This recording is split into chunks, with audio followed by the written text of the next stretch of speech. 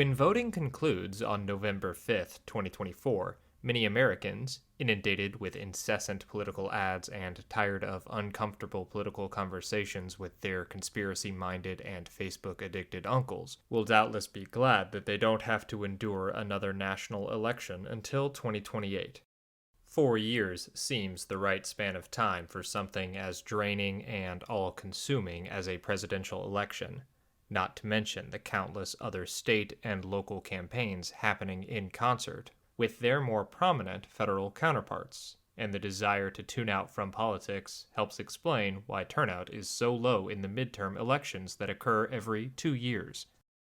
However, this American sense of democratic complacency would be shocking to the citizens of the Roman Republic, a political system that by the late Republican era featured no less than 7 distinct elections a year.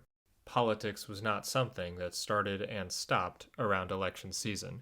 It was all-consuming and never-ending. They would also find our relative apathy quite perplexing, considering how comparatively easy it is to cast a ballot in the United States.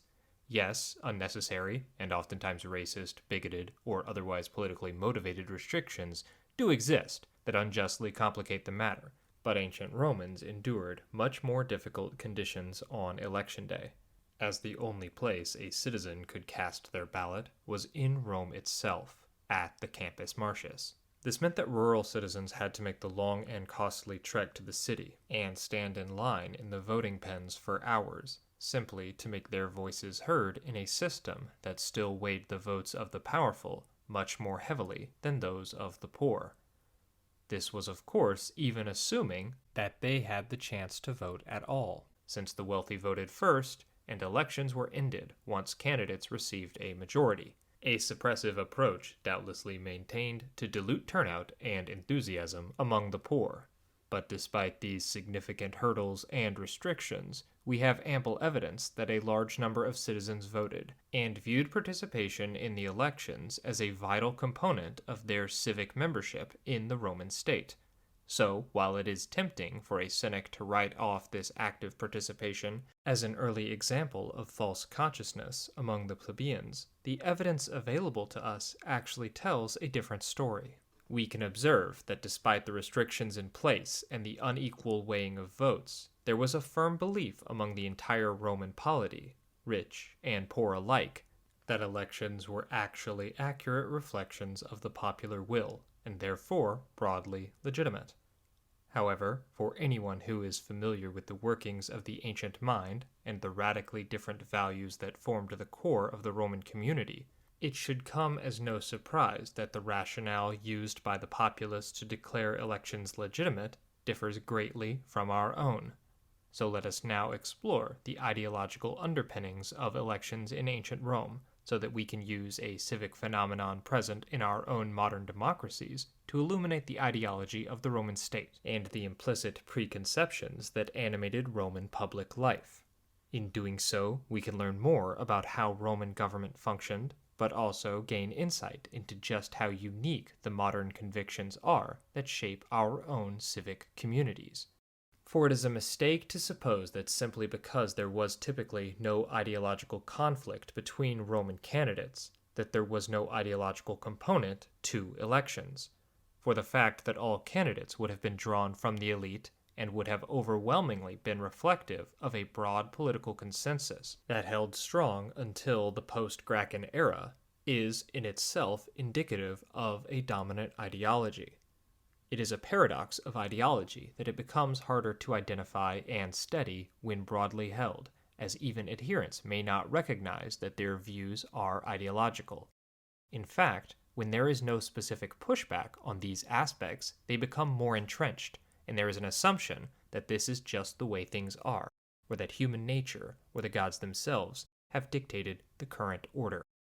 Because early Republican elections were bereft of an ideological dimension, they were viewed as contrasts between two or more distinct persons, and not competing visions for the Roman state.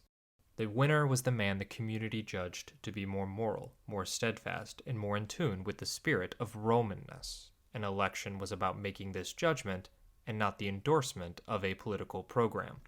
The magistracies won in this manner were perceived by the elite and poor alike as gifts bestowed by the Roman people upon those most fit to hold them. As such, the perception of an election was wholly at odds to our own, where a victorious candidate is viewed as possessing a popular mandate and the connected public support for their agenda. To us, it is less the individual who won and more a triumphant policy platform that has been embraced by the people. If you're enjoying this video, please do us a favor by liking, commenting, and subscribing. We're a small channel, and this is the only way to get the almighty YouTube algorithm to notice us. Furthermore, you can help Tribunate become more sustainable by becoming a member for as little as 99 cents a month. Thank you for all of your support. Electoral success was the chief indicator of a man's honor and dignitas, a Latin word that is impossible to accurately translate succinctly, but carries the connotation of an individual's prestige, morality, and worthiness of the acclaim of the people. Greater dignitas strengthened a man's auctoritas, which again doesn't translate well, but was a reflection of a man's leadership and place within the Roman hierarchy.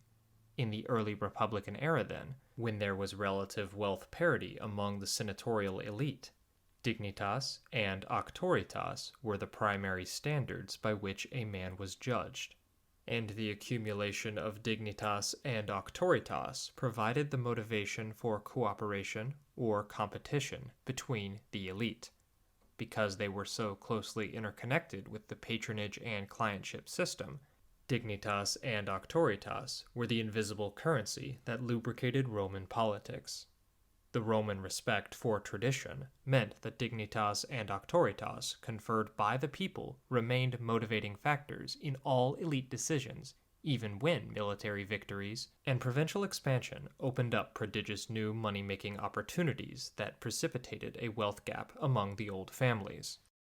Because of the centrality of this concept to Roman political thought, the people were absolutely essential in the functioning of the Republic, as they were the only ones capable of legitimately conferring the gifts of office on the aristocrats. In the Roman mind, this diffuse popular political power base separated the Republic from the backwards monarchies that awarded office and honor by the whims of royal decree without any regard to merit. There was a recognition that these systems resulted in nepotism, and so the Roman elite came to view the authority of the people as legitimate, because it allowed for a high degree of parity between the leading families and kept any clan from amassing undue influence for a sustained period. A relative equilibrium among the established families was viewed as critical to the functioning of the Republic, and this naturally required an external source of selection from outside the aristocracy itself.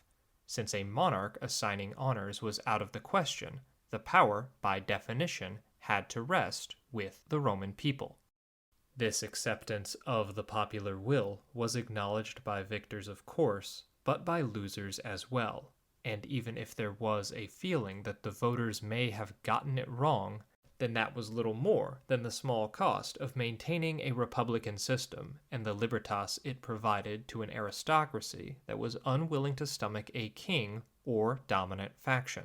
One can argue that perhaps elections were only viewed as so integral by the elite because the limited political horizons of the early to mid-republic meant that all candidates were broadly accepting of the status quo and were thus not proposing radical change. I think this is a fair criticism, and it certainly played a part in losing candidates freely acknowledging the results, but it does discount that the people themselves also viewed elections as central to how magistrates were selected, and that the system was open enough to allow for the steady integration of new talent from families outside the nobility, and flexible enough to accept the addition of new plebeian-oriented magistracies, such as the tribunate and the plebeian aedileship. Change was possible, even within this system, when agitation demanded it. This openness to change, however limited, and the independent selection role they played for the elite, combined to help explain why elections do not appear to have been rigged in any systematic sense. They were fundamentally biased towards the conservative, oligarch-friendly status quo, but the elite did not stuff ballot boxes to alter the course of the elections where the populace voiced an opinion contrary to elite preference. Electoral shenanigans took place to shape the body of the electorate that were able to attend a vote, such as intentionally scheduling it to conflict with the harvest to prevent the rural poor from attending, but ballots that were actually submitted were sacred. The announcing of group votes immediately after completion made such trickery impossible. The fact that Romans voted in groups is also a reflection of how they conceived of voting in a radically different manner than us. For throughout the early to mid-Republic, when contests were primarily about the selection of different aristocrats with a uniform vision for the Roman state, Roman voting blocks, be they defined by property or by tribe, could have been expected to vote with near complete conformity. The vote was not individualistic or a reflection of private convictions. A man would have decided well in advance how he was to vote after a dialogue with other members of his association, tribe, or century. Younger citizens would have also deferred to older members of their family to make the decision for the group. The individualism that pervades every aspect of our societies is a relatively recent development, and Romans would have been much more concerned with the relationships a candidate had to their patrons, or if he was a member of their tribe or guild, far before they considered individualistic rationale for voting. But bribes to their collegia also helped make the decisions easier. In my view, this subordination of individual desires to group preferences at the ballot box is one of the key reasons why there was no push for the secret ballot until relatively late in the Republic.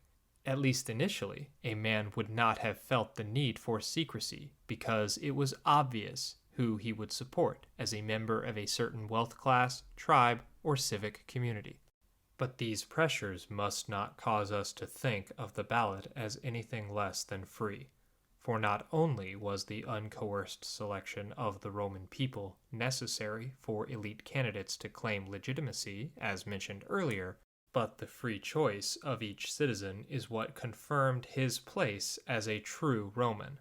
Access to the ballot separated him from resident foreigners, slaves, and women, as a true participant in civic life and a man who possessed real libertas, a status that was jealously guarded by all Roman citizens.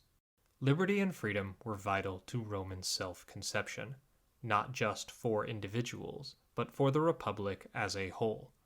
Though defined and viewed differently than the modern ideology of freedom, the Roman citizen felt his libertas was paramount, for he could see all around him the sorry state of those who lacked full inclusion in the civic community. But over the course of several decades, the citizen was transformed into a subject, and the idea of the free exercise of the ballot as a centerpiece in his liberty as a Roman began to fade, as Augustus exercised a steadily heavier hand over the electoral process. The decline and fall of the Republic shows us that freedom is indeed a constant struggle, and that just because a politician makes paeans to freedom, liberty, tradition, and patriotism, we must remember that verbal assurances count far less than actions. The end of the Roman Republic was a tragedy. Let us hope history does not again repeat itself as a farce.